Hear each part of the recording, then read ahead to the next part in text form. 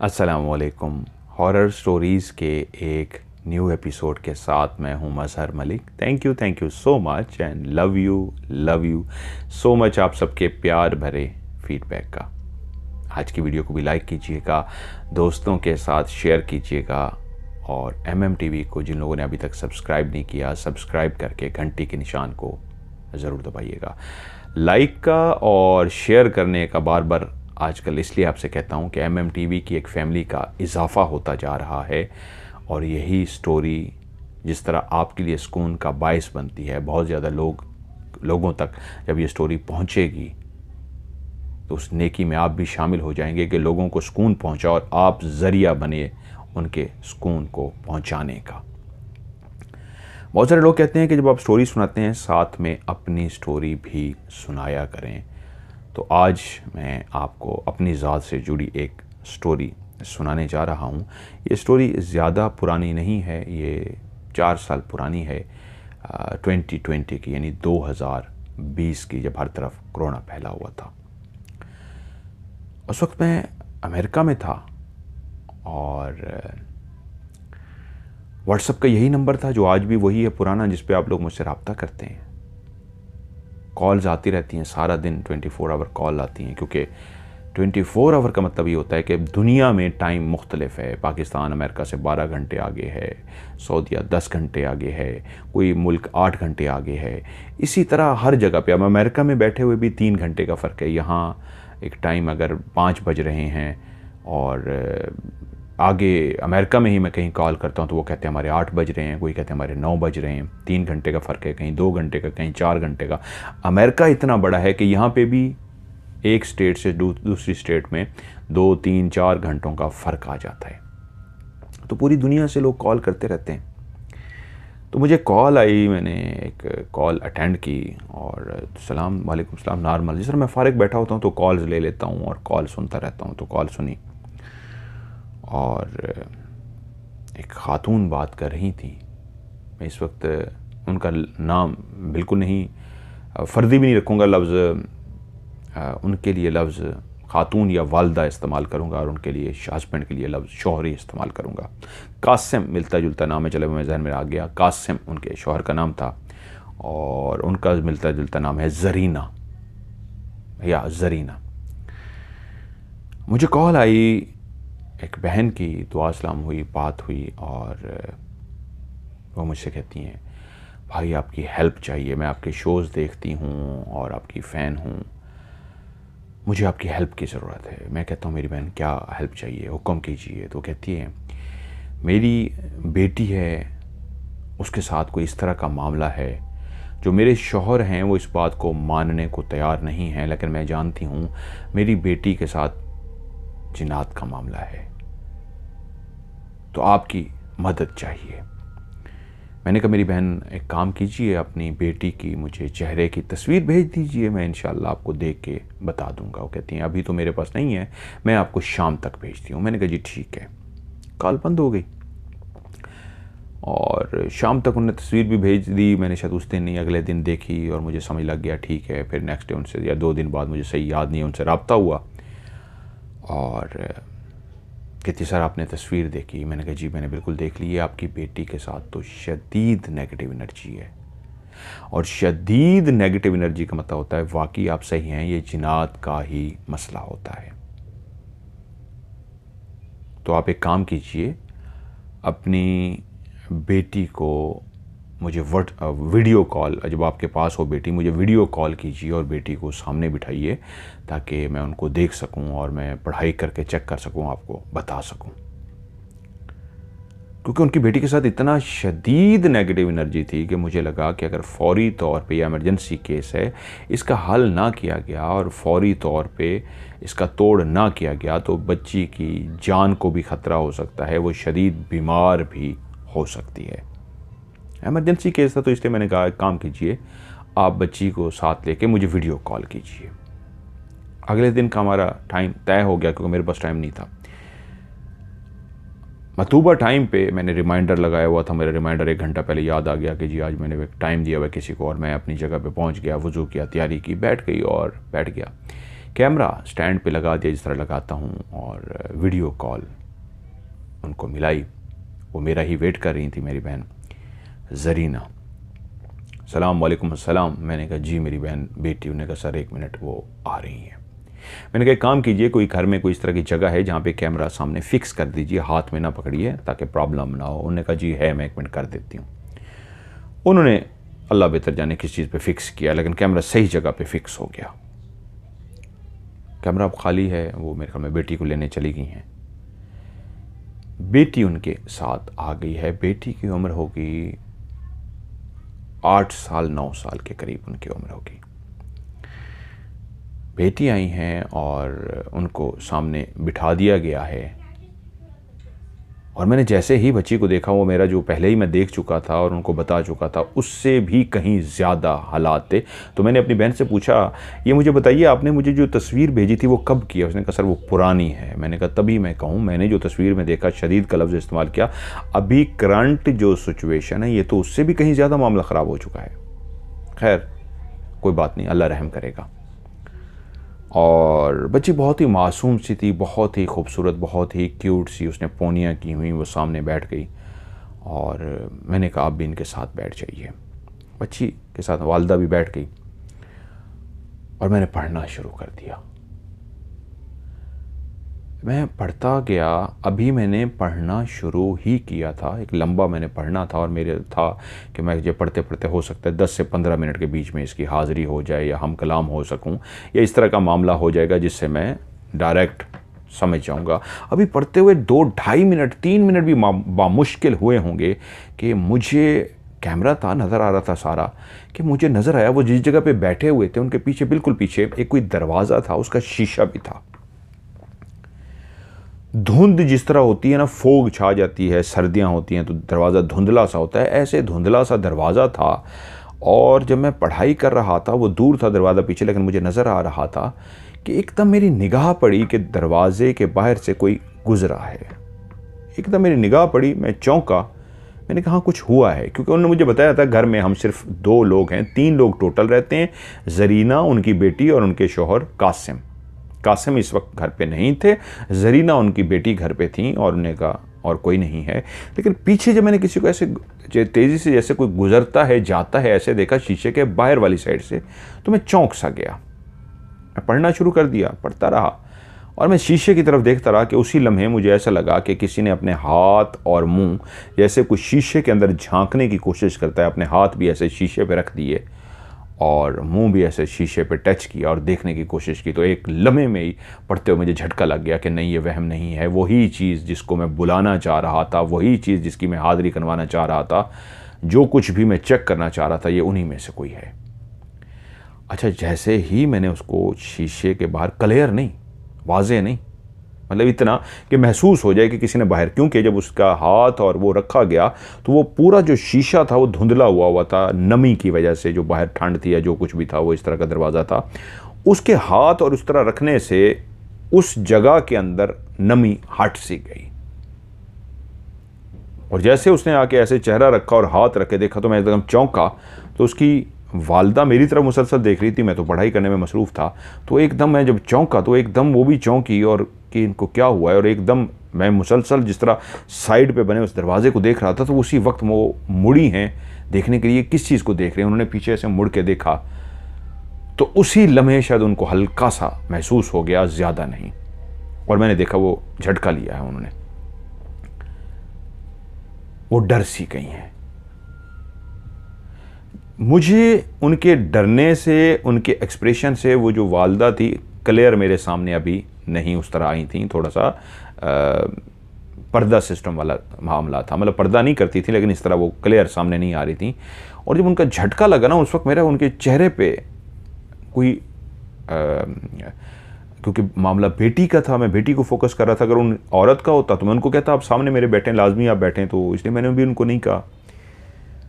और वो पर्दे वाला सारा थोड़ा सा उनका सिस्टम था।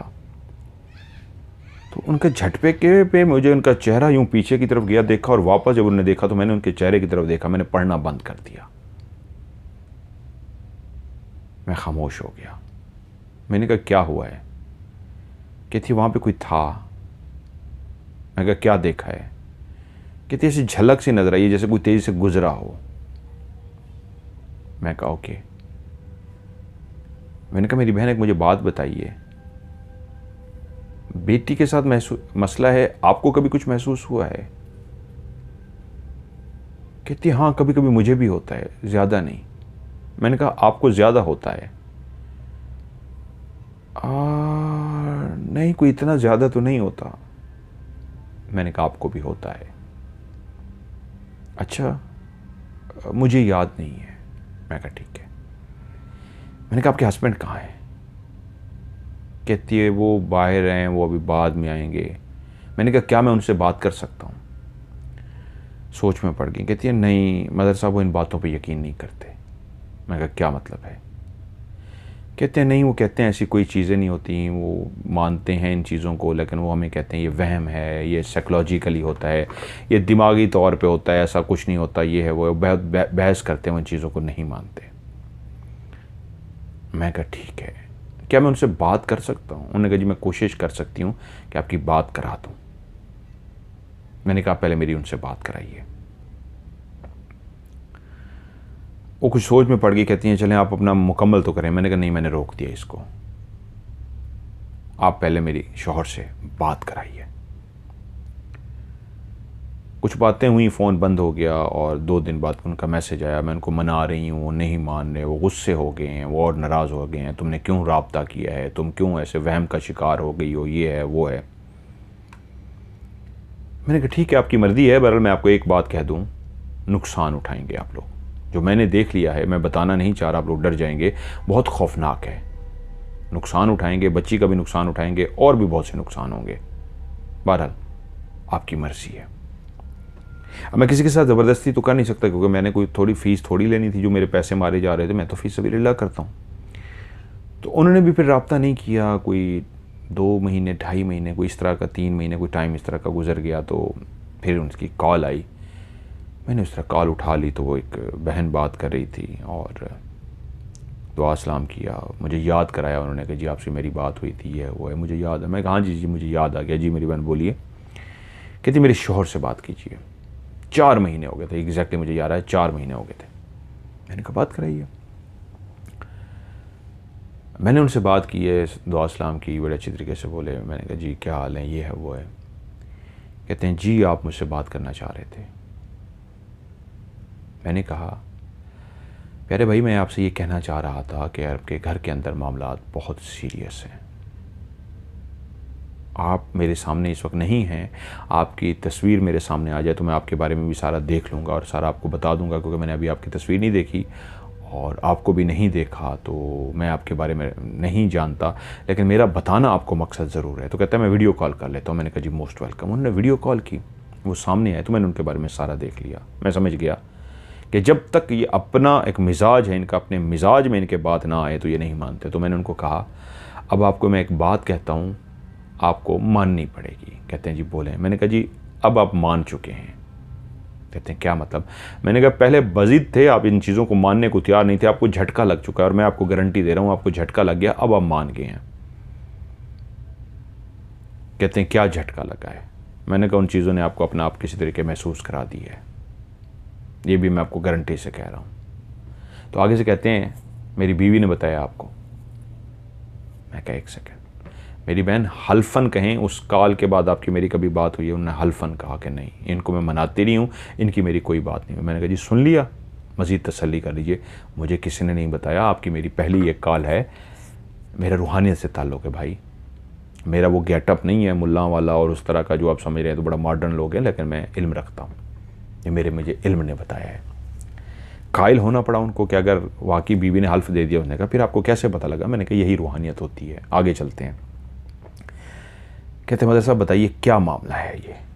मैंने कहा देखिए आपकी बेटी को मैंने देखा, ये गुड़िया सी है छोटी, उसका नाम गुड़िया ही रख देते हैं, नहीं बल्कि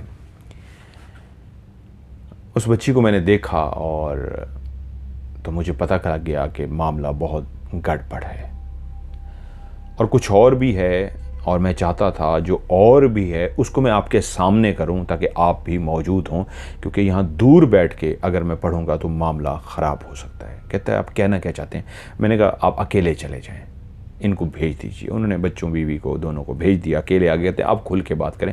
मैं दबे लफ्ज़ों में बात कर रहा था। मैंने कहा भाई मैं पढ़ाई करूँगा, बहुत कुछ ज़ाहिर हो जाएगा। तो मसला ये होता है मैं दूर बैठा होता हूँ और अगर मैं पढ़ाई करूँ तो वहाँ पे पकड़ने वाला कौन होगा, और कॉल खुदा ना खाता डिस्कनेक्ट हो जाती है जब हाज़िरी कराते हैं। क्योंकि पिछले दिनों भी मैंने बताया कि मैं महीना भी नहीं हुआ मेरे ख्याल में इस बात को, शायद जब आप स्टोरी सुन रहे होंगे तो उस वक्त शायद ज़्यादा टाइम हो गया होगा, क्योंकि मैं एडवांस में रिकॉर्ड कर रहा हूँ। मैंने जाना है राज की रिकॉर्डिंग के लिए, तो एडवांस में रिकॉर्डिंग कर रहा हूँ, शायद ये 15-20 दिन बाद या महीने बाद चले। तो इसी तरह की एक बहन की भी सूरत हाल हुई। उन्होंने कहा मैंने उनकी तस्वीर देखी, मैंने कहा आप वीडियो कॉल बुक कराएं, ये अभी की बात है। कहती है आपको क्या नज़र आया? मैंने कहा वीडियो कॉल बुक कराएं, आपके साथ शदीद नेगेटिव एनर्जी। मैंने उनको ये लफ्ज़ नहीं कहा कि आपके साथ जिन का मामला है, लेकिन मुझे समझ आ गया इनके साथ जिन का मामला है। कहती है मुझे गुस्सा बहुत आता है, पठान फैमिली थी, मैं नाम नहीं लूँगा मेरी बहन, आप परेशान नहीं होइएगा। हज़ारों लोग कह रहे हैं मैं पर्दा करती हूँ तो मैं सामने नहीं आ सकती। मैंने कहा मजबूरी है, उसके बगैर मैं देख नहीं सकता। खैर वो सामने आई, मैंने पढ़ना शुरू किया कि 3 मिनट ही हुए थे हमारी बात करते हुए, अभी कोई पढ़ाई नहीं की थी, तो उनके अंदर एकदम से हाज़िरी आ गई थी। लेकिन उनकी बेटियां पास नहीं थी लेकिन मौजूद थी। उन्होंने मुझसे शुरू में इजाज़त भी मांगी थी कि हम रिकॉर्डिंग कर सकते हैं। मैंने कहा इसकी रिकॉर्डिंग की इजाज़त नहीं होती।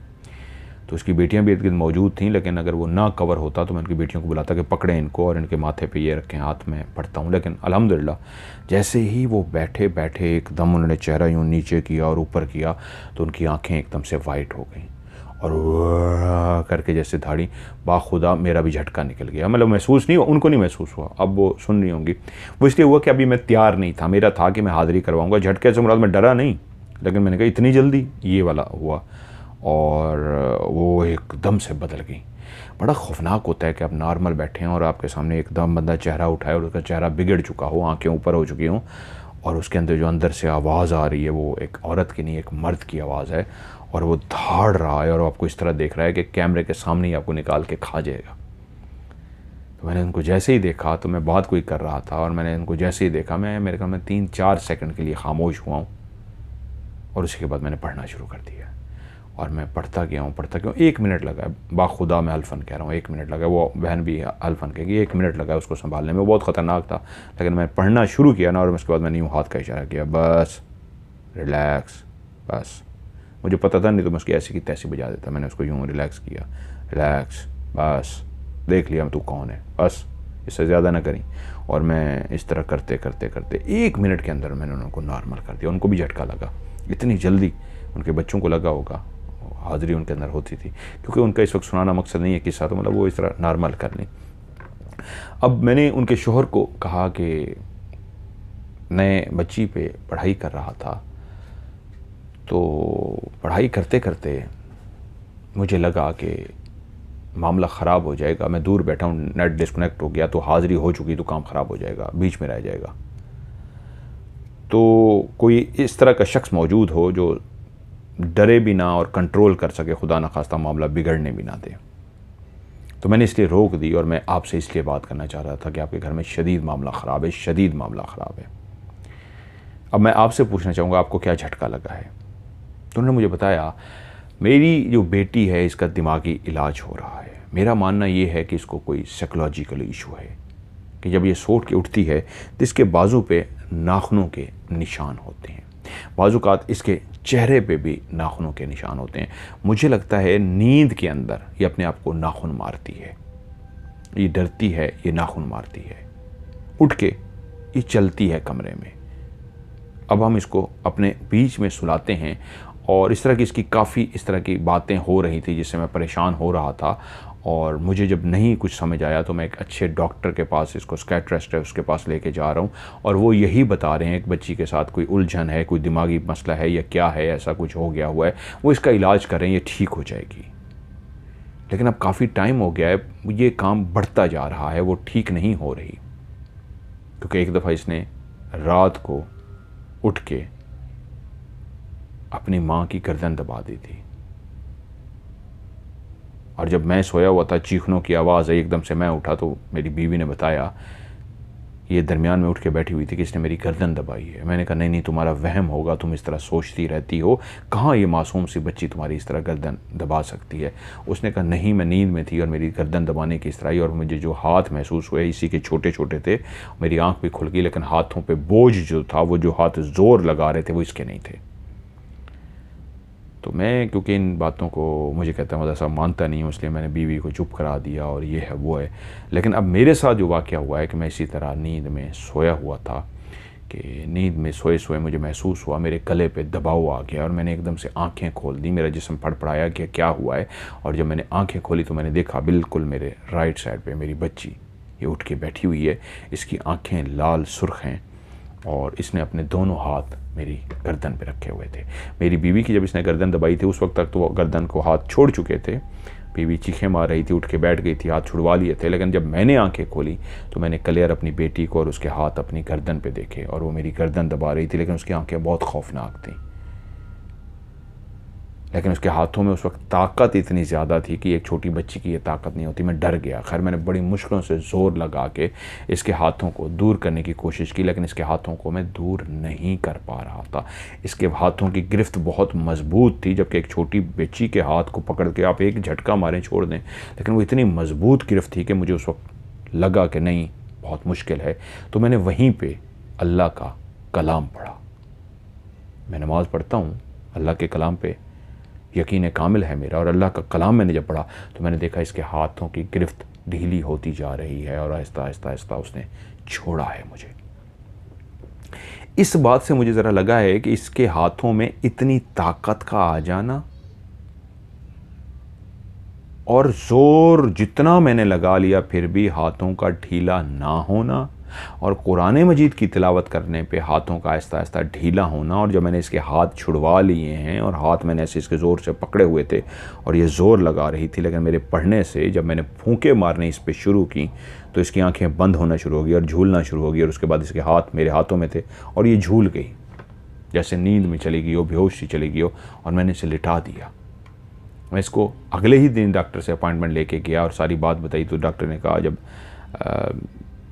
ऐसी बातें समझाई कि जब दिमागी अटैक होता है, पैनिक अटैक होता है, कैसा दौरा सा पड़ता है, शिज़ोफ्रेनिया फ़लाँ फ़लाँ फ़लाँ, उसमें ये ऐसी होती हैं चीज़ें। लेकिन मैं कोई थोड़ा सा वहम का शिकार हो गया हूँ। पहले मैं होता नहीं था, मैं डॉक्टर से इलाज तो चल रहा, लेकिन मैं अजीब सा हुआ हूँ। और मैंने कहा मेरी बात कराओ। मैं आपसे जब बात करना चाह रहा था तो मैं इनको ढोंगी कहता हूँ, ये सारे ढोंगी होते हैं, फ्रॉड करते हैं। उन्होंने मुझे बताया कि आप पैसे नहीं लेते। मैंने कहा जी नहीं लेता होगा, लेकिन ये कहीं ना कहीं ये होगा, इसका भी चक्कर, ये भी कोई ढोंगी होगा। लेकिन आपने जब बात की और आपने बताया कि आपको झटका लग चुका है, मेरे बारे में और क्या बता सकते हैं? मैं कहा जी मैं बिल्कुल बता सकता हूँ आपके बारे में। कहते बताएं। वो तो मैं लाइव भी बताता हूँ, आप लोग जानते हैं जो लोग मेरा लाइव शो देखते हैं। मैंने उनके बारे में उनको बताना शुरू कर दिया कि आप ये करते हैं, आप ये करते हैं, आप ये करते हैं, आप ये करते हैं। उन्होंने कहा जी 100% आपने मेरे बारे में ठीक कहा है। कहते हैं आपके पास इल्म है, मैं मान गया हूँ। वो बातें आप बता रहे हैं जो किसी को नहीं पता, या अल्लाह जानता है या मैं जानता हूँ। आपने बिल्कुल सही बताया। या आज तक बातों का मैंने किसी को हवा ही नहीं लगने दी। पर्सनल है, मैं इस वक्त नहीं बताता। आपने मेरी पर्सनल तक बता दी, इतनी गहराई वाली कोई नहीं जानता। मेरी बेगम भी नहीं जानती। मैं मान गया हूँ। सर मेरी आपसे एक रिक्वेस्ट है। सर पे आ गया वो, रिस्पेक्ट में सर का मुझे कहना शुरू हो गया कि सर मेरी आपसे एक रिक्वेस्ट है। मैं कहा जी बोलिए। मुझे बच्ची का इलाज कराना है। मैं कहा जी मैं हाजिर हूँ। आप कहाँ हैं? मैंने कहा मैं अमेरिका में हूँ। तो उसने कहा फिर तो ये हमारे लिए बहुत आसान है।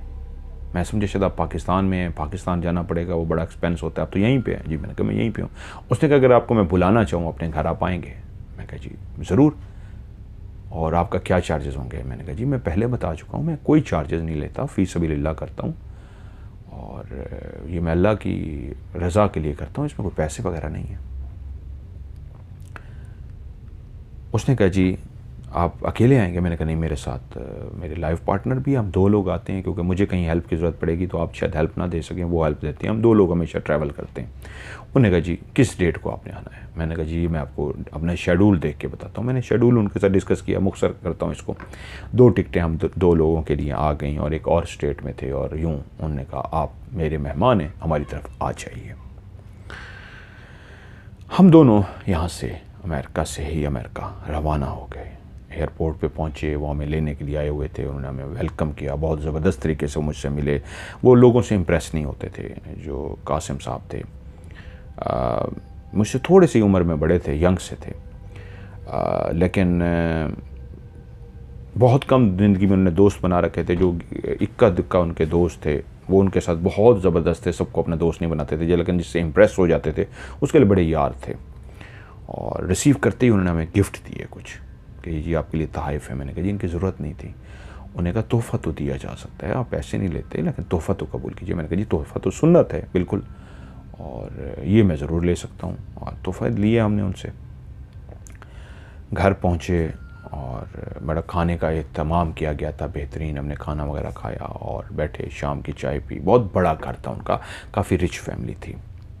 नीचे घर के एक तय खाना था और एक ऊपर स्टोरी बनी हुई थी, यानी डबल स्टोरी घर था, और पीछे एक बहुत बड़ा गेस्ट रूम अलग से उन्होंने एक बनवाया हुआ था कमरा। अंदर भी एक घर के अंदर गेस्ट रूम था, एक बाहर वाली साइड पे भी पीछे एक गेस्ट रूम था। गेस्ट रूम के बाहर भी एक कमरा सा उन्होंने बनवा रखा था, उसको कभी वो शायद इस्तेमाल करते थे, अब वो बंद था। काट कबाड़ और इस तरह की चीज़ें जिस तरह स्टोर रूम टाइप बना के बंद कर देते हैं, इसी तरह का वो बंद कर दिया था। सारा घर उन्होंने मुझे विज़िट कराया। मैंने कहा जी मुझे सारा घर विज़िट करना है। सारा घर विज़िट करने का मतलब ये था कि मैं देखना चाहता था कहाँ कहाँ एक्टिविटीज़ है और कहाँ कहाँ इस तरह के मामलात हैं। तो मैंने सारा विज़िट कर लिया। वो कमरा भी देख लिया, एक जो गेस्ट हाउस के लिए बनाया गया था, अलग से कोई गेस्ट आ जाए बाहर करके था, और उसके साथ बिल्कुल साथ ही जुड़ा हुआ एक और कमरा भी था। बाहर से तो बड़ा ज़बरदस्त था, अंदर बड़ा काट कबाड़ था और घुप अंधेरा इस तरह पड़ा रहता था। रात का हमने खाना खाया और मैंने कहा जी बस आज मैं पढ़ाई करूँगा इस घर के अंदर, और फिर मैं आपको बताता हूँ क्या करना है। मेरा अपना प्रोसीजर है। रात को हम लोग जी लेट गए और मैं उठ के बैठ गया। मैं पढ़ना था मैंने, और वज़ू वगैरह किया, और वज़ू वगैरह करने के बाद बेड पे बैठ गया। कुछ चीज़ें मुझे जो एक ज़रूरत की होती हैं मैंने सारी तैयार कर ली पढ़ने से पहले करके। उसके बाद नीचे मुसल्ला बिछा हुआ था, उसके ऊपर मैं चला गया, 2 रकात नफल पढ़ी और उसके बाद वहीं पे बैठ के पढ़ना शुरू कर दिया। अभी पढ़ते हुए मैक्सिमम 25 से 30 मिनट यानी आधा घंटा ही हुआ होगा कि हम फर्स्ट फ्लोर यानी कि एक ग्राउंड होता है नीचे और एक ऊपर वाला पोर्शन होता है, हम ऊपर वाले पोर्शन में थे। उसकी जो छत थी, यहाँ पे लकड़ी के घर बने होते हैं। लकड़ी के घर जो होते हैं ना, उसकी छत के ऊपर कोई भी नहीं जाता होता। ये कभी ये उल्टा वी शेप होती है, कभी स्ट्रेट होती है। ये जो ऊपर छत होती है, जिस तरह इस कमरे की भी छत है, इस छत के ऊपर गैप होता है, आप चल सकते हैं बाकायदा, इतना ज़्यादा गैप होता है वहाँ पे। और वो होता है कि एयर कंडीशंस के लिए होता है। जो यहाँ अमेरिका में जितने भी घर हैं ये सारे सेंट्रल एसी होते हैं, हर कमरे के अंदर, बाथरूम के अंदर, किचन के अंदर, और हर जगह के अंदर एयर कंडीशन लगा हुआ है। और उसके जो पाइप होते हैं बड़े बड़े, वो ऊपर जो छत वाला हिस्सा है ना, उसके अंदर से गुजर रहे होते हैं, और वो हमेशा बंद ही रहता है। और ये हर घर के अंदर ये सिस्टम लगा हुआ है। तो उसके ऊपर कोई चलता नहीं। अगर उसके ऊपर कोई चलेगा तो नीचे बहुत ज़्यादा चलने की आवाज़ आएगी, ठक ठक ठक ठक। लकड़ी है, लकड़ी बहुत ज़्यादा आवाज़ पैदा करती है। तो अभी पढ़ते हुए कहता है कि आधा घंटा हुआ होगा कि ऊपर से ठक ठक ठक ठक बाकायदा चलने की आवाज़ आई, जैसे ऊपर कोई चल रहा हो।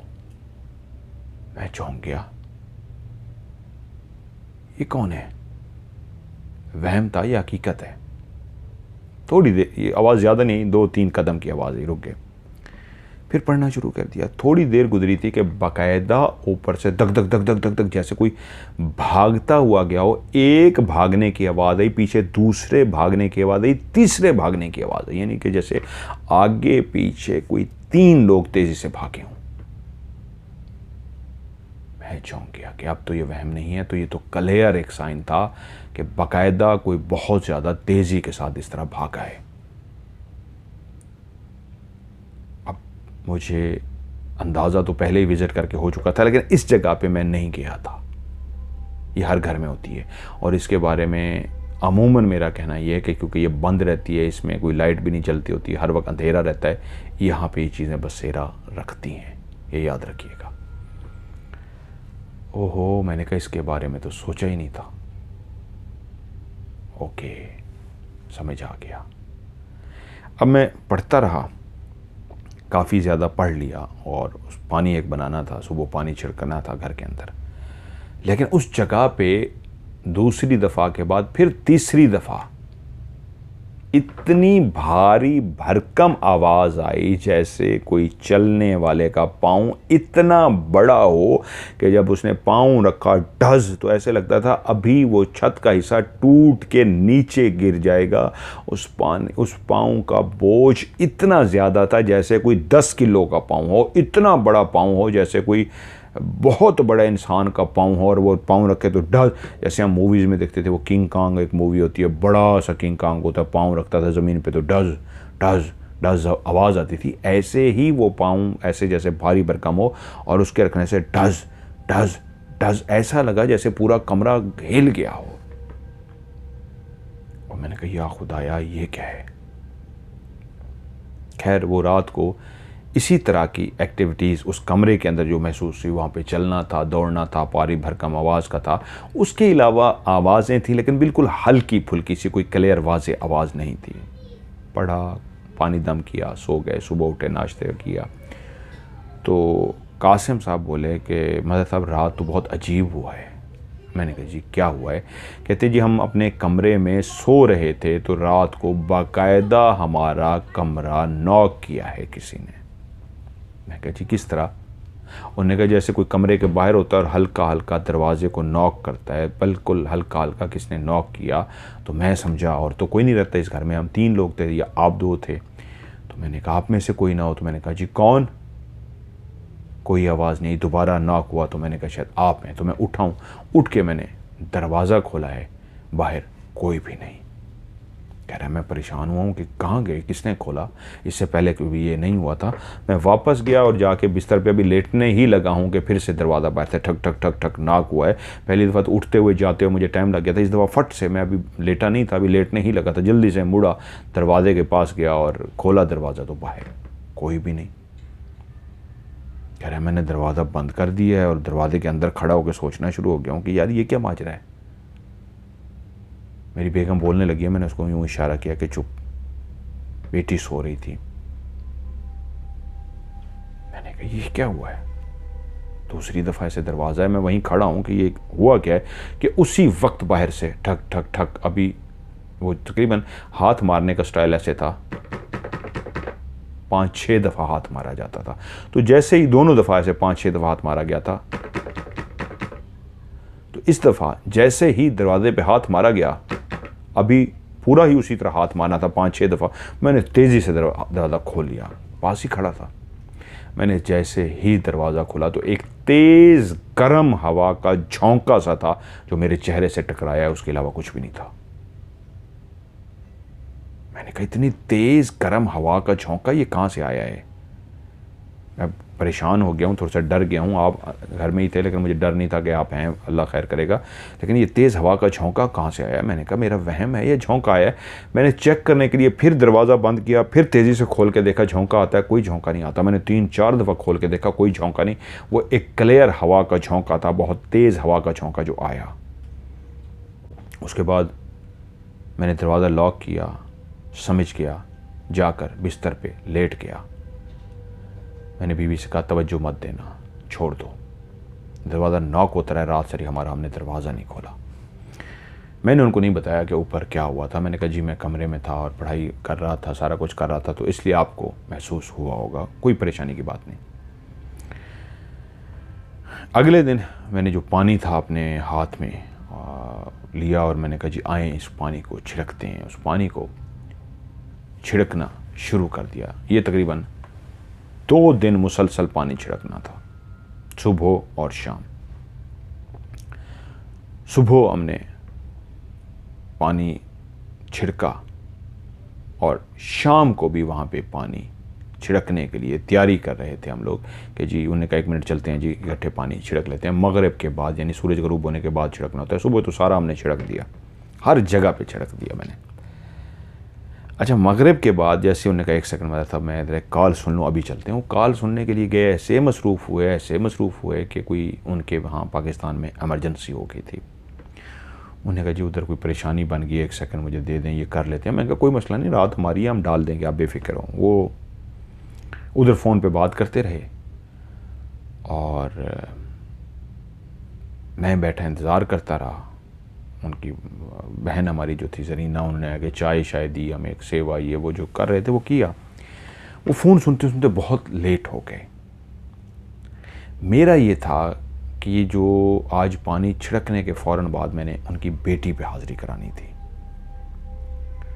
और वो इतना लेट हो गया कि बच्ची भी सो गई। और जब वो वापस आए तो कह रहे जी माजरत करना शुरू हो गया कि जी मैं माजरत, बहुत लेट हो गया, ये है वो इमरजेंसी थी, फ़लाएँ फ़लाएँ। तो कहाँ है बेटी? मैंने कहा जी वो तो सो गई है। मैंने कहा नहीं, अब उसको नहीं जगाना, अब उसको सोने दें, चलें पानी छिड़क के आते हैं। हम लोगों ने गए, पानी छिड़का, और पानी छिड़क के जब हम वापस आए तो कहते जी मेरे ना कंधे भारी हो गए हैं बहुत ज़्यादा। वो वहमी बंदा नहीं था, उसको वहम शहम नहीं होता था, बहुत पढ़ा लिखा और बड़ा बहादुर बंदा था। मैंने कहा ये होता है। मैंने उसको दायरा कड़ा किया, घर को तो मैंने एक किस्म का किया हुआ था, ये हो सकता था। मैंने कहा कोई परेशानी की बात नहीं। उसको मैंने दायरा कड़ा किया, उसके कंधे भारी थे। मैंने कहा बेटी कहाँ सोती है? वो कमरे में जहाँ पे हमने पानी छिड़का था वहीं पे बेटी सोई हुई थी। उन्होंने कहा जी जहाँ पे आपने देखा है सो रही थी, जिस बेड पे, वहीं पे सोती है जहाँ पे आपने पानी छिड़का है। मैं कहा ठीक है। उन्होंने कहा जी लेफ़्ट पे राइट पे हम दोनों मियाँ भी सोते हैं, दरमियान में आजकल उसको सुला रहे हैं, इसी वजह से जो हमसे मामलात ख़राब हैं कि वो अपने आप को नुकसान ना पहुँचाए, और ये है वो है। मैंने कहा कोई मसला नहीं, आप सुकून से सोइए, सुबह इंशाल्लाह हम करेंगे, क्योंकि टाइम का इशू नहीं था। हम जितने टाइम के लिए गए थे उन्होंने हमें घुमाना फिराना भी था, बड़ा टाइम था हमारे पास। रात को मैंने फिर से पढ़ाई करने के लिए बैठ गया। पढ़ते पढ़ते पढ़ते कुछ नहीं हुआ, कोई आवाज़ नहीं, कुछ भी नहीं। तकरीबन रात का अंदाज़ा है, मेरा टाइम नहीं मैंने उस वक्त देखा, परेशानी इतनी थी। 1 बजे का टाइम होगा कि मैं पढ़ रहा, तो हमारे कमरे का जो दरवाज़ा था ना, वो किसी ने लॉक को कटक कटक किया। लॉक नहीं किया हुआ था, कटक कटक किया, तो ऐसा लगा कि किसी ने लॉक को घुमाया है। तो हम दोनों चौंके, दोनों का ध्यान उस तरफ गया कि ये क्या हुआ है।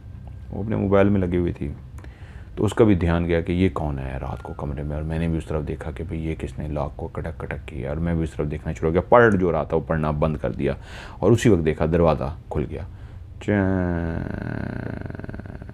थोड़ा सा दरवाज़ा खुल गया। ये क्या? अब मैं खामोश हूँ कि दरवाज़ा खुला है, बाकायदा हवा से तो नहीं खुल सकता ना, जिस तरह ये भी दरवाज़ा, इसको पूरा लॉक को घुमाना होगा और फिर खोलना होगा, ये हवा से नहीं खुल सकता। वो भी ऐसे ही था, और अच्छी तरीके याद था, उसको बंद किया था, लॉक नहीं किया था। और जब दरवाज़ा ऐसे करके खुल गया तो मैंने कुछ देर इंतज़ार किया, उसके बाद कहा कौन है, कौन है बाहर? तो दरवाज़ा थोड़ा सा और खुला, और जब थोड़ा सा और खुला तो पीछे उनकी बेटी खड़ी थी। उसकी आंखें बिल्कुल रोंगटे खड़े हो गए हैं, ये देखिए गूज बम खड़े होते हैं, दाने दाने बन जाते हैं। उसकी आंखें लाल सुर्ख थी, दूर से मुझे नजर, कमरे में लाइट जल रही थी, उसकी आंखें लाल सुर्ख हैं। वो ऐसे खड़ी है जैसे कोई रोबोट हो। मुझे देखती रही है, और उसके बाद उसने यूँ गर्दन हिलाई है 2 दफ़ा, जैसे बुला रही हो, और मुड़ गई है। जब वो मुड़ी है तो मैंने इधर इशारा किया बेड पे, मैंने कहा आप लेटी रहो, आपने नहीं कुछ नहीं करना, आप दायरा कड़े में, कमरा आप सुकून में हो। मैं अपनी जगह से उठाऊँ, चलता हुआ दरवाजे के पास गया हूँ। दरवाज़ा खोला तो देखा है वो आगे जाके खड़ी हुई है, कमर मेरी तरफ है, आगे नहीं बढ़ रही, रुकी हुई है।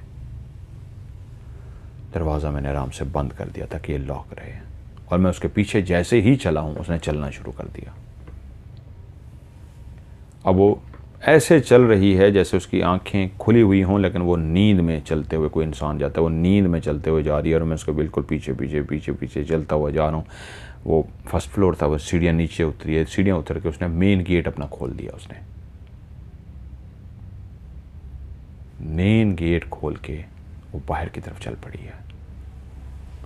बाहर की तरफ चलते चलते चलते, वो जो बाहर एक गेस्ट हाउस टाइप बना हुआ था जो मेहमानों के लिए, उसके बिल्कुल साइड पे एक जो काठ कबाड़ वाला कमरा था, वो काठ कबाड़ वाले कमरे का उसने जाके दरवाज़ा खोला। बाहर से बड़ा खूबसूरत कमरा था, अंदर उन्होंने काठ कबाड़ से बना था, हमारी तरह नहीं पाकिस्तान का मट्टी मट्टी काठ कबाड़ नहीं, मतलब कोई चीज़ें इस तरह रख दी थी वहाँ पे भी, आप बैठ सकते थे, सो नहीं सकते थे, बिस्तर नहीं था, बैठ शेट सकते थे, लेकिन बड़ा ज़बरदस्त कमरा था। उसने दरवाज़ा खोला, उसका खुला ही रहता था, घर की एरिया के अंदर था ये सभी, और वो उसके अंदर दाखिल हो गई। मैं चलते हुए जब दरवाजे पे पहुंचा तो मैं रुक गया, ठठर गया। मैंने कहा मुझे ऐसे नहीं जाना, मैं यहाँ तक तो आ गया हूँ, इस कमरे के बारे में मैं जान चुका था, ये तो कमरा हॉन्टेड है, ये तो मुझे पहले पता था। और रात का उस तरह इस तरह आना, मुझे बुलाना और उस कमरे की तरफ लेके जाना, और उसकी आंखें बता रही हैं वो नॉर्मल नहीं है। और जैसे वो अंदर दाखिल हो गई, उसने दरवाज़ा बंद किया, मेरी अभी भी हालत हो ये याद करके, तो मैंने बाहर खड़े होकर जल्दी से अपने ऊपर दायरा खड़ा किया। और जब मैंने अपने ऊपर दायरा खड़ा कर लिया तो उसके बाद फिर मैंने अल्लाह का नाम लिया, उसको लॉक को खोला, दरवाज़ा खोल दिया। दरवाज़ा जैसे ही खोला और मैं अंदर दाखिल हो गया, ये देखने के लिए कि वो कहाँ गई है, किस तरफ है, वो बुला के क्यों लाई है। दरवाज़ा मैंने बंद नहीं किया, दरवाज़ा थोड़ा सा खुला छोड़ दिया, पूरा बंद नहीं किया, थोड़ा सा खुला छोड़ दिया, और मैं अंदर दाखिल हो गया कि लाइट जलाऊं, कहाँ इसकी लाइट है। और मेरा बटनों पे हाथ चला गया, मैंने लाइट जला दी और मैंने अंदर देखा, और अंदर मुझे कहीं पे भी नज़र नहीं आ रही। उसी लम्हे वो जो दरवाज़ा मैंने हल्का सा खुला छोड़ दिया था वो खुलना शुरू हुआ, पूरा दरवाज़ा खुल गया। और जैसे ही वो दरवाज़ा खुला, सामने उसी लड़की की माँ, कासिम की बीवी ज़रीना खड़ी थी। उसकी गर्दन ऐसे टेढ़ी थी, उसके बाल सारे खुले हुए थे, और वो नहीं थी। उसके बाल पूरे तरीके से खुले हुए थे, उसका चेहरा इंतहाई खौफनाक हो चुका था, हाथ ऐसे ऐसे ढीले छोड़े हुए थे, और उसकी गर्दन यूँ टेढ़ी थी। और जैसे यकीन मानिए उसको मैंने देखा, मेरा इतना ज़ोर से झटका निकला, मैं डर गया कि ये क्या है। लेकिन गौर किया तो वो उसकी बीवी थी, उस बच्ची की माँ। मेरा झटका निकल गया और उसको देखते ही मुझे पता लग गया नॉर्मल नहीं है, इसके अंदर हाज़री है। और मैंने उसी वक्त ऊंची आवाज़ में कुरान मजीद की तिलावत शुरू कर दी, निकालने वाली नहीं, तिलावत शुरू की। जैसे ही ये कुरान मजीद की सूरत पड़ी, उसके मुंह से एक खौफनाक मर्द धाड़ा, वो ऐसे ज़ोर से धाड़ा, वो एक मर्द था, वो औरत की आवाज़ नहीं थी। और उसका मुंह इतना बड़ा हो गया, वो खोल ही नहीं सकता था इतना बड़ा मुंह, लेकिन उस टाइम उसका मुंह इतना बड़ा हो गया, बहुत बड़ा मुंह खुल गया, और बोला, मैं समझ गया। अब वो रास्ते में खड़ी है और मैं अंदर हूँ, और मैं ये चाह रहा हूँ इस जगह पे रुकना ठीक नहीं है, क्योंकि उस जगह के अंदर दाखिल होते ही मुझे पता था ये बहुत भारी जगह, और मैं समझ गया था जहाँ पे कोई मुझे लाया है। बच्ची अंदर पता नहीं कहाँ गायब हो गई है, और बाहर ये आके खड़ी हो गई है, और ये रास्ता रोक के खड़ी है। और मुझे इस जगह पर नहीं खड़े होना फ़िलहाल, क्योंकि अभी मैंने दूसरा दिन इस पे पानी डालना है, तभी ये क्लियर करूँगा और सारा कुछ करूँगा। पानी डालने के बाद ये क्लियर करना होता था, ये काम ख़राब हो गया, वो रास्ते में खड़ी है। अब क्या करूँ? एक ही हाल है, इसको धक्का दूँ या ऐसे रास्ता लूँ। मुझे यहाँ से निकलना था फौरी तौर पे, चीज़ें होती हैं इस तरह की। और उसकी आंखें इतनी लाल सुर्ख हैं, और जब वो धाड़ा है उसके अंदर जो भी था, उसने मुंह खोला है तो इतना बड़ा जो मुंह खोला है कि यकीन मानिए वो इंसान इतना बड़ा मुंह नहीं खोल सकता। और मैं डर गया हूँ, और वो खौफनाक हालत में, उसकी गर्दन टेढ़ी है और वो सीधी खड़ी हुई है, और अंदर से कोई मुसलसल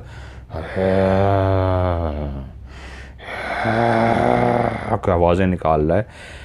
कहानी सुनाने में बहुत आसान लफ्ज़ हैं जो मैं इस्तेमाल कर रहा हूँ, वो मुझे पता था उस वक्त मंज़र क्या था उसका, उस तरीके धारणा, एक खौफनाक हालत में खड़े हुए, हाँ ऐसे जैसे अभी वो खा जाएगा। मैंने फौरी तौर पे एक नोकदार चीज़ उठाई है, कोई भी ऐसी चीज़ जिसमें लकड़ी हो, कोई भी चीज़, छुरी हो, नोकदार चीज़। तो एक ऐसी लकड़ी उठाई जिसके आगे एक कील लगा हुआ था। मैं ढूंढना शुरू हो गया, खुदा का शुक्र एक लकड़ी मुझे मिल गई, उसके आगे कील लगा हुआ था बड़ा सा। मैंने फौरी तौर पे उठा ली। मुझे पता था कि कील से ये जो जिन्नात होते हैं, छुरी की नोक से, कील से, सुई से डरते हैं, भागते हैं। मैंने वो फ़ौरन स्टिक उठाई और फ्रिक उठा के सीधा उसकी तरफ की कि मैं तुम्हें मारने लगा हूँ। जैसे स्टिक लेके मैं उसके करीब गया, वो एकदम से ठा करके पीछे हट गई। इतनी तेज़ी से वो हटी, वो एक औरत नहीं हट सकती, इंसान इतनी तेज़ी से ऐसे पीछे नहीं हट सकता। मुझे रास्ता मिल गया और मैं वहाँ से दौड़ पड़ा बाकायदा, क्योंकि मैं चाहता था उसका शौहर तक पहुँचूँ, वो मेरी हेल्प करे, क्योंकि मैं एक औरत को अकेला नहीं पकड़ सकता था। मैं दौड़ता हुआ गया हूँ, अंदर पहुँचा हूँ, दरवाज़ा नॉक किया है, duck duck duck duck duck duck duck, वो उठ के आ गया है। परेशानी सी हालत में, और कहता है क्या हुआ है? मैंने कहा आपकी वाइफ कहाँ है? कहता है कमरे में नहीं है। मैं कहा आए मेरे साथ। मैंने उनको साथ लिया, वो चलते हुए मेरे साथ आए हैं, और जब हम भागते हुए बाहर पहुंचे हैं तो उस जगह के सामने अभी तक वो उसी तरह गर्दन टेढ़ी और वो खड़ी हुई थी। तो एकदम देख के घबरा गया कि ये क्या हुआ है। मैं कहा यही था जो मैं पहले दिन देख के डर गया था कि मसला आपकी सिर्फ बेटी नहीं, आपकी बीवी के साथ भी है। पहले दिन ही मुझे पता लग गया था इस वक्त इसके अंदर कोई और है। तो उसने अपनी बीवी को वैसे पुकारा, जरीना। तो अंदर से जो था वो उसी वक्त धाड़ा, तो एकदम बेकायदा घबरा गया। वो एक बहादुर शख्स जो डरने वाला नहीं था, डर सा गया, क्योंकि वो अंदर जो धाड़ा था एक भारी भरकम आवाज, एक मर्द था। और मैंने कहा इस वक्त ये आपकी बीवी नहीं है, ये कोई और है, मेरी मदद कीजिए। मैं इसलिए भागता हुआ आपके पास आया हूं क्योंकि मुझे आपकी बच्ची यहाँ पे लेके आई, आपकी बच्ची अंदर है।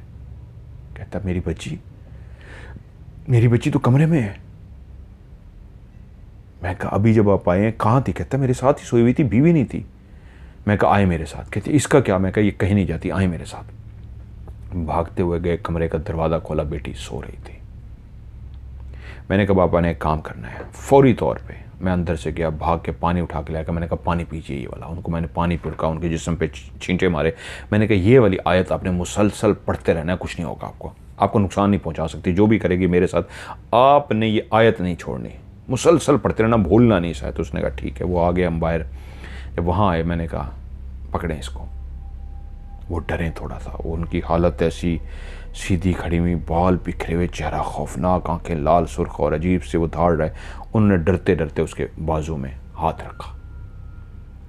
जब उन्हें हाथ रखा ना तो एकदम से उनके मुंह से चीख निकली। उसने अपने बाजू छुड़वा दिया। उस खातून के मुंह से चीख निकली जोरदार, तकलीफ सी, जैसे कोई हाथ को जल जाता है, हाथ को तकलीफ होती है, और बाजू खींच लिया। मैंने कहा जो आप पढ़ रहे हैं ना उसकी वजह से इसको मसला होगा, पकड़ें इसको। उन्होंने उसी लम्हे दोनों हाथ से उसका बाजू पकड़ा तो वो चीखना शुरू हो गई। मैंने कहा इसको जल्दी से लेके बस अंदर आए, ये आपके अब हाथ में कंट्रोल में कहीं नहीं जाती। वो डर रहे थे, उनका हाथ कांप रहा था। मैंने कहा बस इसको पकड़े। उन्होंने पकड़ा, वो हम खींच के, मैं नहीं हाथ लगा रहा, वो खींच के उसको जैसे कैसे वो आराम से खींचती हुई आ गई। चीखे पुकार जा रही है, मैं डर रात को कोई बाहर ये वो है, लेकिन वो एक बड़ी सोसाइटी थी, कोई अल्लाह की रहमत हुई कोई नहीं हुआ। उसको लेके हम अंदर आ गए। अंदर आके एक ऐसी जगह पे आके मैंने उनको सामने बिठा दिया,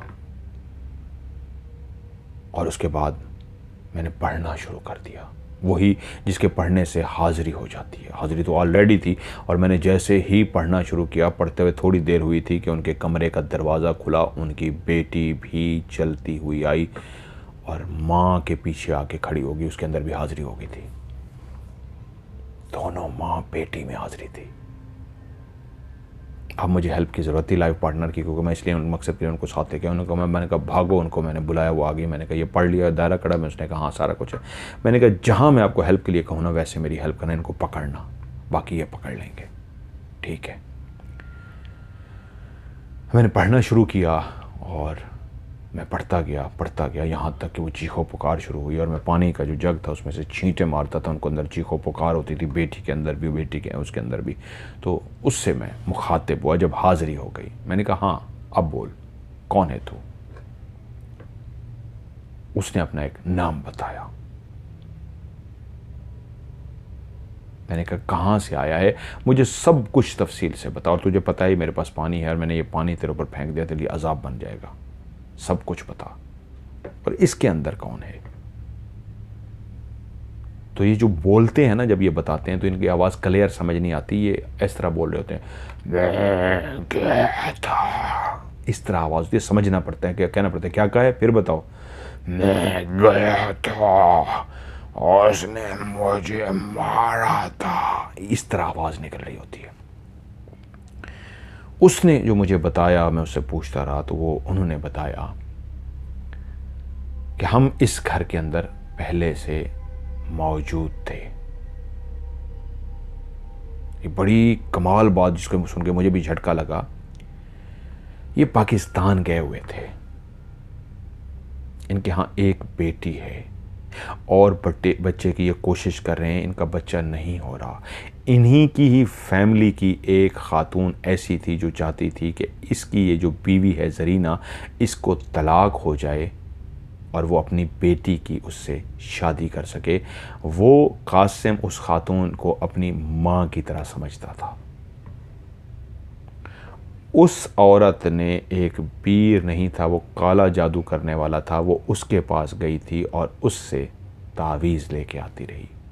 और वो गलीज़ शख्स जो था पीर, ये मतलब बहुत बाद में चीज़ें मुझे पता लगी, यहाँ मैं यहीं पे ही सुना देता हूँ। मतलब उसने तो मुझे नहीं बताई है जिन ने, लेकिन स्टोरी सुनाने के लिए वो आगे वाली बातें पहले बता रहा हूँ। उस आमिल ने उस औरत का जो गलीज़ खून था उससे बहुत सारे काम कराता रहा, और वो भी शिर्क की इंतहा करती रही। और उसके बाद आखिर में एक चीज़ उसने दी कि इसको मीठी चीज़ में घोल के इसको खिला देना। शरबत बनाया गया, उस शरबत को दोनों मियाँ बीवी को पिला दिया गया। कासिम ने जिस वक्त शरबत पिया उसी वक्त वो नमाज पढ़ के आ रहा था, वो तस्बीह कर रहा था, विर्द कर रहा था। उसने शरबत तो पी लिया, लेकिन उसने बीवी से कहा 1 मिनट मैं ज़रा वॉशरूम से होके आता हूँ। ये पाकिस्तान में थे। वो वॉशरूम गया, उसकी तबीयत ख़राब होनी शुरू हो गई है। वहाँ पे उसको उल्टी आई है और सारा का सारा शरबत उसने निकाल दिया है, और उल्टी के बाद उसकी तबीयत बिल्कुल फ्रेश हो गई है, बेहतर हो गया। उसने काफ़ी टाइम अंदर लगा दिया है। फिर मुंह हाथ धोया, फ्रेश होया कि किसी को बाहर पता ना लगे, रिलैक्स होकर बाहर आ गया कि कुछ नहीं हुआ। औरत ने पी लिया था, और वो जो काम किया गया था वो इंतहाई गलीज़ काम किया गया था। वहीं से उस औरत के साथ कोई रवाना हुआ है, और वो गलीज़ जिन वहाँ से ही उनके साथ रवाना हुआ है।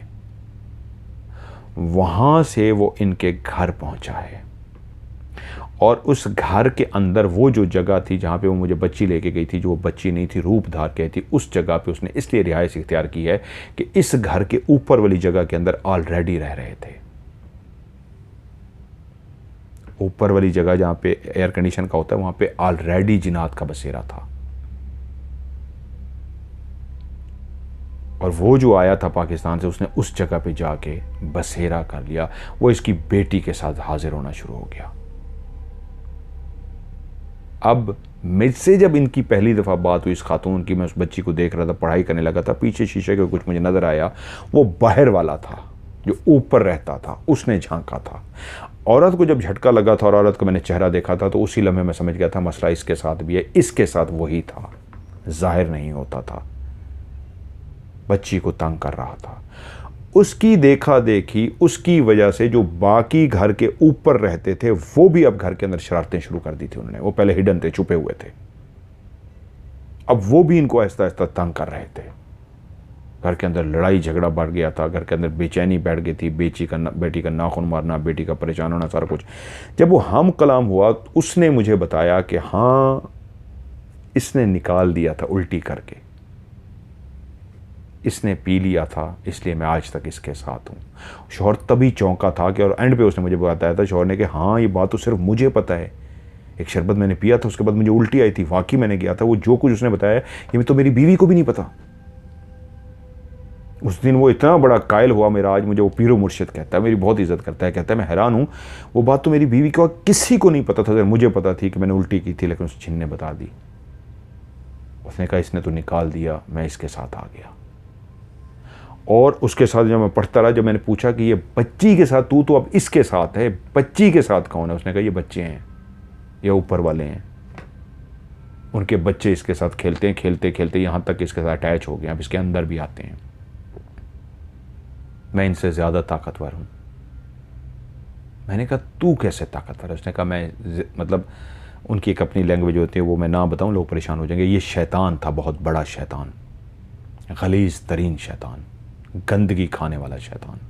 इस औरत को नमाज नहीं पढ़ने देता था, इस औरत को शदीद तंग करता था। और जब मुझसे हम कलाम हो रहा था और उससे सारी ये बातें कर रहा था, तो उसी वक्त हम कितने, 3 वो 2 हम लोग 5 लोग उस घर में थे। यकीन मानिए पूरे घर के अंदर ऐसे डस डस डस डस डस खिड़कियाँ वो। मैंने कहा कितनी ताकत है तेरी, तू अपने आप को बहुत ताकतवर कह रहा है कि तू बहुत ताकतवर है। मुझे धमकियाँ दे रहा था कि तू मेरी ताकत को नहीं जानता, तूने मुझे हाजिर करा लिया है, तू मेरी ताकत को नहीं जानता, मैं तुझे यहीं पे मार दूंगा। और ये बहुत बड़ी धमकियाँ देते हैं और डराते हैं और झटका भी देते हैं, लेकिन उसके लिए तैयार रहना होता है। उसने कहा तू मुझे नहीं जानता। मैं कहा चल बता कितनी ताकत है तेरी। यकीन मानिए अल्लाह जानता है, जब उसने ये कहा ना, मैंने कहा कितनी ताकत है शो करा तो हर तरफ टस टस टस टस पूरे घर के अंदर खटके शुरू हो गया। यानी पूरा घर कोई खटका रहा हो, कोई उस दरवाजे को, कोई उसको, कोई उसको, कोई उसको, कोई उसको। और उसके बाद ऐसा लगा जैसे पूरे घर के अंदर जलजला आ गया हो। और वही जिसको मैंने पहली दफ़ा शीशे के बाहर ऐसे झांकते हुए देखा था, अब क्लियर उसी तरह जिस तरह कोई झांका था उनके बिल्कुल पीछे एक ऐसा झटका मुझे और हम सबको, उन दोनों को छोड़ के जिनके अंदर हाजिरी थी, एक झटका लगा। तकरीबन वो 5-6 थे जिनको हमने क्लियर देखा, जो उनके बिल्कुल पीछे आए चंद सेकंड के लिए और गायब हो गए। और वो इतने भयानक थे, अगर वो सामने खड़े रहते तो शायद हम उसका शौर शदीद डर जाता। वो सिर्फ ऐसे हाजिर हुए हैं, ऐसे झलक नजर आई और उड़ गए हैं। और वो हंस रही है, अंदर जो उसके मौजूद है हंस रहा है, हा हा हा हा हा हा हा। वो आए हैं और चले गए हैं। अब मुझे पता लग गया था, जिस तरह वो अपनी ताकत दिखाया, हाथ मार रहे हैं, दरवाजे हिला रहे हैं, दलदलाता है, और पीछे आए हैं और गायब हो गए। तो मैंने कहा ये तू तो नहीं है, ये तो यहाँ वाले हैं जिसको तूने पीछे लगा लिया है। तो वो और ज़ोर ज़ोर से हंसना शुरू हो गया, जैसे कह रहा हूँ हाँ ऐसा ही है। और मैंने एक अंदाज़ा लगाया था, उस वक्त मुझे अभी तो ये पता नहीं था, मेरा एक अंदाज़ा था ये जो यहाँ वाले हैं ये इतना ताकतवर है, ये इसका कहना मानने पे मजबूर हो गया, इसने पीछे लगा ली है। और वो हंससे जा रहा, मैं समझ गया इस सही मैंने निशाना लगाया है, ये वही है, इसको पीछे लगा लिया है। मैं कहा बस यही ताकत थी तेरी। और मुझे पता था कि अभी उसने ताकत नहीं दिखाई, ये बहुत ताकतवर है, अभी ये ताकत दिखा सकता है। और जैसे ही मैंने कहा बस यही ताकत थी तेरी, और उसी वक्त उसका हंसना बंद हुआ, उसकी आंखें लाल सुर्ख थीं, पहले ही उसका चेहरा डरावना था और सब बंद हुआ, और उसको तैयार हो गया वो दिखाने के लिए जो बहुत ताकतवर था और मैं नहीं देख सकता था। यकीन मानिए मैं उसी वक्त ही पढ़ना शुरू कर दिया कि अगर ये इसने ताकत का मुजाहरा कर दिया तो मारे जाएंगे। अब इसको मौका नहीं देना, उसको रोकना है, करने देना है तो फिर वो नुकसान दे। फौरी तौर पे मैंने आंखें बंद की और पढ़ना शुरू कर दिया, पढ़ना शुरू कर दिया, पढ़ना शुरू कर दिया। पहले वो जो दिखाने जा रहा था, जैसे ही पढ़ना शुरू किया तो वो चुप हो गया। वो मैं पढ़ता रहा, वो चुप हो गया। और जब उसको अंदाज़ा हो गया तो ये तो वो पढ़ रहा है कि ये तो मुझे आग लगाने लगा है, भस्म करने लगा है, तो वो एकदम से चीखा बंद कर दे इसको। मैं पढ़ता रहा। इतना मुझे अंदाज़ा हो गया कि अब ये मेरी गिरफ्त में है, अब मैंने इतना पढ़ लिया है कि मज़ीद मैं आगे पढ़ूंगा तो अब ये शदीद नुकसान में आ जाएगा। उसने कहा रुक जा, माफ़ियों पे आ गया, रुक जा, माफ़ कर दे, रुक जा, मैं माफ़ी मांगने को तैयार हूँ, मैं पाँव पढ़ने को तैयार हूँ, रुक जा, बंद कर दे इसको, तू जो कहेगा मैं मानने को तैयार हूँ। मैं रुक गया। मैंने कहा मेरी ताकत का अंदाज़ा हुआ, ये रब का कलाम है, कितना खौफनाक है तेरे लिए, और पढ़ूँ? नहीं। तो मैंने कहा बस अब बता क्या सज़ा है तेरी? उसने कहा मैं वापस जाऊँगा। मैंने कहा नहीं, तू ऐसे नहीं जाएगा, तू एक सूरत में जाएगा कि तू पहले कलमा पढ़ेगा और मुझे हल्फ देगा कलमा पढ़ के आइंदा तू कभी किसी को नुकसान नहीं पहुंचाएगा, और जिसने तुझे भेजा है कलमा पढ़ने के बाद तू आज़ाद है, तो उसके पास भी नहीं जाएगा। कुछ चीज़ें यहाँ पे इस तरह की होती हैं कि कहानी सुनाना मकसद होता है लोग डर जाएंगे, बहुत खौफनाक होती हैं। सोचते हुए कहानी सुनने के बाद उनको डर ना लगे तो उनको मैं स्किप करता जा रहा हूँ जान के। और उससे मैंने कसम लिया और उसने फिर कलमा पढ़ा, ला इलाहा। मुश्किल से ये पढ़ते हैं, बोल बड़ी मुश्किल से पा रहे होते हैं, बड़ी मुश्किल से इनकी आवाज़ समझ आती है। उसको कलमा पढ़ाया, उसने पढ़ लिया। मैंने कहा ठीक है अब तू जा, और जो ये यहाँ पे रह रहे थे इसको तूने अपने पीछे कैसे लगाया? उसने कहा कि मैं इतना ताकतवर हूँ कि मैंने इनको जो बोला ये मेरी ताकत जान गए थे, तभी ये मेरे कहने में आ गए। मेरी ताकत को देख के मैंने जो कहा इन्होंने मान लिया, क्योंकि ये ऊपर एक नहीं पूरा कबीला आबाद है, तो इसलिए मैंने ऊपर छोड़ के उस कमरे में रिहाइश इख्तियार की है। मैंने कहा अब तू जा और इनको भी साथ ले जा, लेकिन हमेशा के लिए साथ नहीं लेके जाएगा, इस घर से निकाल दे या मैं निकालूं। उसने कहा नहीं ये चले जाएंगे। मैंने कहा पूछ इनसे, खामोशी छा गई। हमने कोई आवाज़ नहीं सुनी। लेकिन थोड़ी देर के बाद वो मुखातिब हुआ, हाँ वो सब तैयार हैं जाने के लिए, वो ये सब देख चुके हैं, वो ताकत का मुजाहरा भी देख चुके हैं, वो जाने के लिए तैयार हैं। तो मैंने कहा ठीक है, इन सब से कहो वो यहाँ से जाएं और आइंदा दोबारा कभी इस घर में नहीं आएंगे, वो भी और तुम भी। उनने कसम दी कि इनको भी कसम, मुझे भी कसम, हम नहीं आएंगे। खैर मैंने उसको पढ़ा और उसके बाद पढ़ता रहा। उनकी हालत कादरी वाली थी, बच्ची की भी, माँ की भी। और पढ़ते पढ़ते पढ़ते काफ़ी जब मुझे लगा तो मैंने दोनों को इशारा किया जो खड़े हुए थे, वाइफ को भी, उसको भी, कासिम को भी, कि इनको पकड़ना या गिरेंगे। एक ने बच्ची को पकड़ लिया, कासिम ने भाग के अपनी बीवी को पकड़ लिया। उनके बाद उनकी हालत बेहोशी वाली हुई, पीछे गिर गए। कुछ देर मैं और पढ़ता रहा और उसके बाद मैंने कहा उठाइए इनको, पानी पिलाएं। वो उठे, उनको पानी पिलाया, वो होश में आ गए थे।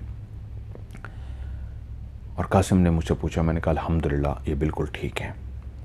उसके बाद फिर हमने पानी लिया, पानी घर के अंदर पूरा छिड़काव किया, घर को क्लियर किया।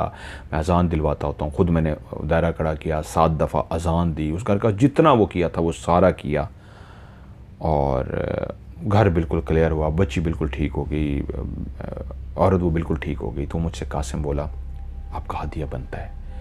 मैंने कहा यार मेरा कोई हदिया नहीं है, दुआओं में याद रखना, ये बहुत बड़ी बात होती है, दुआ सबसे बड़ा हदिया होता है। तो उन्होंने बहुत महंगे महंगे हमें गिफ्ट दिए। उन्होंने कहा चलें आप गिफ्ट को तो इनकार नहीं करेंगे। और ये लफ्ज़ कहा कि जी आप सल्लम भी तो गिफ्ट लेते थे, गिफ्ट लेना तो सुन्नत में से भी, आप गिफ्ट लें। मैंने कहा जी मैं गिफ्ट ज़रूर ले लूँगा, हदिया नहीं है मेरा। उन्होंने गिफ्ट दिया, मैं काफ़ी। उन्होंने पूछा मज़हर साहब ये क्या हुआ है?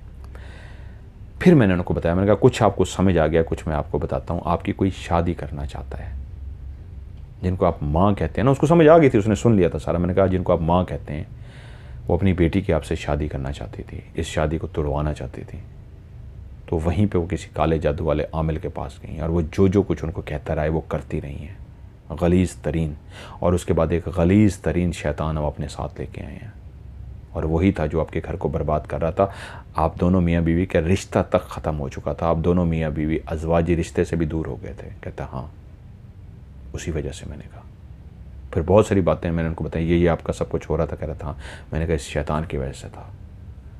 इसलिए मैंने आपकी बीवी से कहा था जितना जल्दी हो सके मेरे शौहर से बात कराएं, क्योंकि मुझे पता लग गया था कि अगर आप लोगों ने बात ना की तो आपका घर टूट जाएगा, तलाक हो जाएगी, बच्ची की ज़िंदगी ख़तरे में आ गई थी, इसको मार देते। लेकिन अब अल्लाह की पनाह में आ गए हैं, अब कुछ नहीं होगा। हम लोग वहाँ पे रहे, उन्होंने हमें खूब घुमाया फिराया, आओ भगत की। वापसी पे जिस तरह बताया, बहुत तोहफे दिए, बहुत दुआएं दी। आज भी वो मुझसे राब्ते में हैं, वो बीवी, उनकी वो बच्ची और वो ख़ुद, वो बहुत अच्छे दोस्त बन चुके हैं। बुलाते रहते हैं आएँ आएँ आएँ, लेकिन टाइम नहीं होता। लेकिन वो मुझे एक पीर मानते हैं, बहुत बड़ा उस्ताद मानते हैं। यकीन मानिए जब उनकी वो बेगम बाहर आके खड़ी थी, मेरी जान निकल गई थी एक तलमे के लिए, जैसे ऐसे खड़ी थी। और उसके बाद जब वो 6-7 पीछे आके उनके खड़े थे, आए चंद सेकंड के लिए, तो उसको सब ने देखा था, उन औरत और उसके बच्चे के अलावा तो हाज़िरी में थे, मैंने, वाइफ ने और उस कासिम ने क्लियर देखा था। वो कैसे थे, सफ़ेद शलवार कमीज़ थी और उन सफ़ेद शलवार कमीज़ कह रहा हूँ, चूगा टाइप नहीं होता, जैसे एक लंबी सी कमीज़ पाँव तक होती है, ऐसी लंबी सी कमीज़ पाँव तक थी। और सबके जो बाल थे वो मुँह के ऊपर थे, किसी का भी चेहरा नहीं नजर आता। सबके ऐसे बाल जो चारों तरफ फैला रखे होते हैं, मुंह के ऊपर भी पीछे भी, ऐसे मुंह पे सबके बाल थे और लंबे लंबे कपड़े सफ़ेद कलर के चूगे टाइप पाँव तक थे। चंद सेकंड के लिए नजर आए, 6-7 थे और गायब हो गए। बाल की एक चीज़ हमें याद है, जो बाल का एक सेंटर होता है ना, सर का सेंटर, वो थोड़ा सा सफ़ेद था, किसी किसी का, सबका नहीं। बाकी काले स्याह बाल थे और सेंटर वाली जगह सिर्फ सफ़ेद थी। उनको हमने क्लियर देखा था 6-7 को। और उसके बाद वो वहाँ से चले गए थे। बातें तो काफ़ी हुई थी जो पर्सनल होती हैं, क्योंकि मैंने उनसे फिर रब्ता किया तो मैंने कहा यार आपकी कहानी भी मैंने किस दिन सुनानी है।